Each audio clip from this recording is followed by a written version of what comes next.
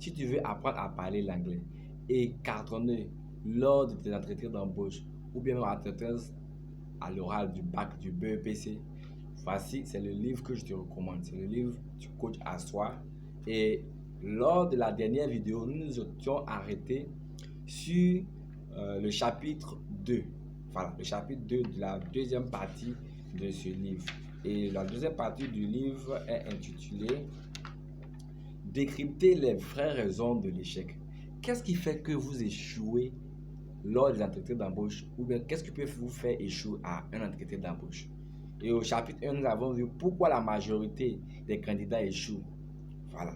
Et au chapitre 2, aujourd'hui, nous allons étudier le mythe du bon niveau. La vérité sur les attentes réelles des recruteurs, des testeurs. Voilà, en anglais. C'est bon? Sans plus tarder, allez, nous allons commencer. Il existe une croyance profondément ancrée chez les candidats francophones. Une croyance qui, paradoxalement, est l'une des principales causes de l'échec à l'oral. Cette croyance, la voici. Pour réussir un oral en anglais, il faut avoir un bon niveau. En apparence, cette phrase semble évidente parce que banale. Bien sûr qu'il faut un certain niveau pour passer un oral en anglais. Mais le problème n'est pas l'idée elle-même. Le problème est dans la définition qu'on donne au mot niveau. Mais le problème, le problème lui-même là, c'est le fait que vous avez un gros problème à reconnaître votre niveau. C'est ça. Nous allons aller encore en profondeur pour bien étayer cette thèse. La plupart des candidats associent bon niveau à la perfection grammaticale, à la richesse du vocabulaire, à la fluidité sans aucune hésitation, l'accent parfait, à la capacité de parler comme un natif. Selon eux, leur définition de bon niveau là, c'est ça.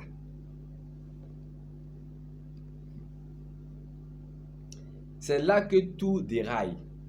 Parce que les examinateurs, qu'ils soient professeurs de lycée, membres d'un jury de cours ou recruteurs d'entreprise, n'attendent pas la perfection.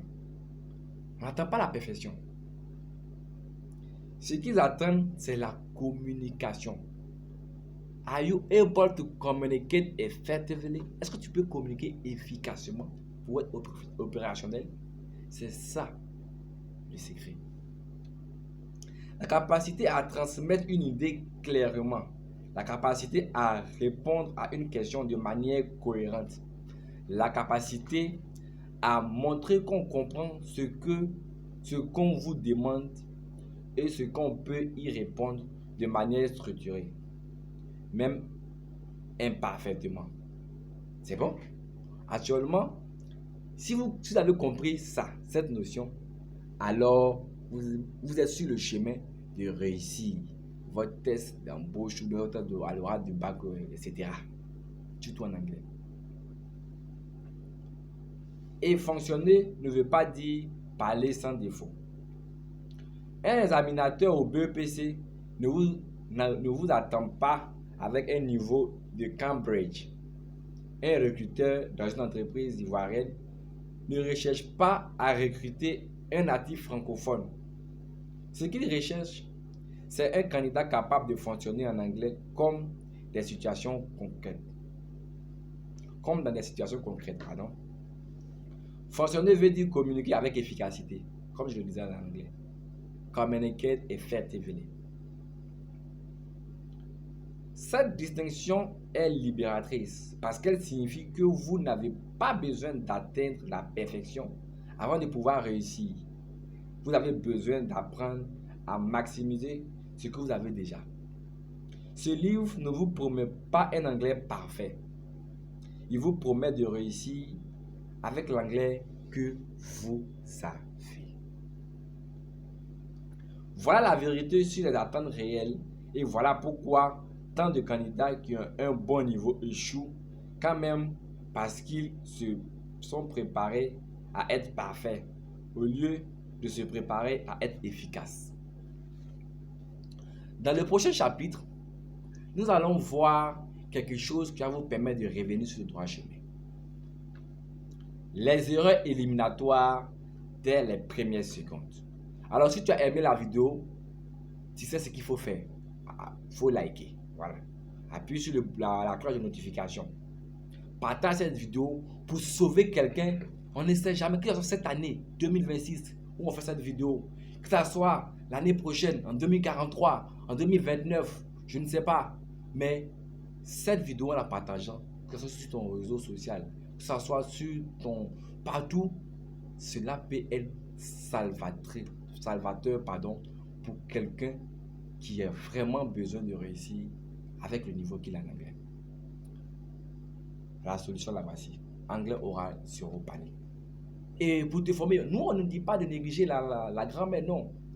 Il faut te former en anglais sur moncoachpro.io.com. Quand tu vas dans je me forme en anglais, tu vas voir, il y a des règles, il y a des cours, il y a avec des vidéos, des applications. Tu apprends la base. Là-bas, on te dit 4 compétences principales. Le speaking, le listening, le reading et le writing. Voilà. Avec ces 4 compétences-là, tu vas réussir à tous les concours. Et surtout avec ce livre, Anglais oral, Zéro Panique, qui va t'aider à te préparer.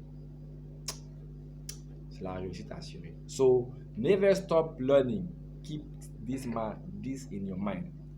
So far, so good. So, never stop learning. See you next time for another video. It was Coach Aswa, your English coach.